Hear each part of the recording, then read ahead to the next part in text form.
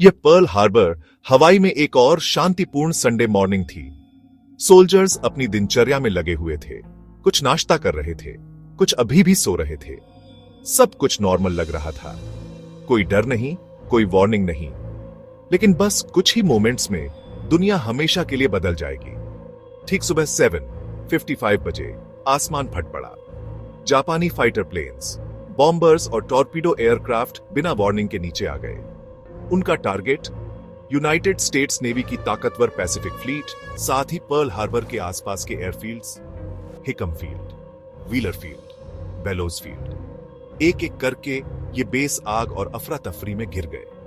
Runway पर खड़े planes आग की लपटों में घिर गए। हैंगर्स में एक्सप्लोजन हुए, फ्यूल टैंक्स फट गए और अचानक हवा, धुएं, आग और उन आदमियों की बेताब आवाजों से भर गई जो अचानक पकड़े गए थे।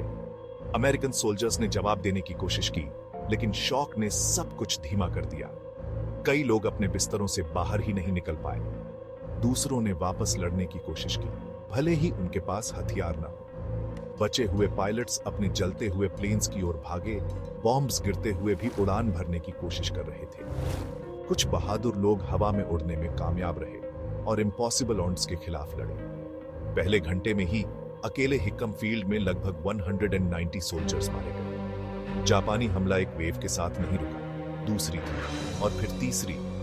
हर एक ने नई तबाही लाई। सैकड़ों प्लेन्स जहां खड़े थे वहीं तबाह हो गए। एयरफील्ड्स आग के गोले बन गए।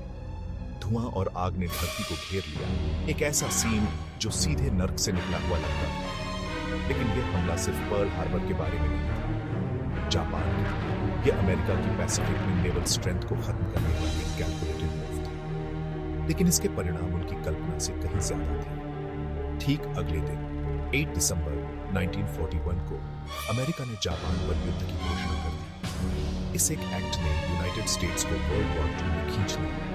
पर्ल हार्बर सिर्फ एक मिलिट्री स्ट्राइक नहीं था, यह एक टर्निंग पॉइंट था जिसने लाखों जिंदगियां बदल दी और दुनिया को आग लगा दी। सबक: युद्ध कभी किसी का भला नहीं करता और शांति की कीमत हमेशा संघर्ष की कीमत से कम होगी। अगर आपको ऐसी स्टोरीज पसंद है तो स्मार्ट कंटेंट को सब्सक्राइब करें।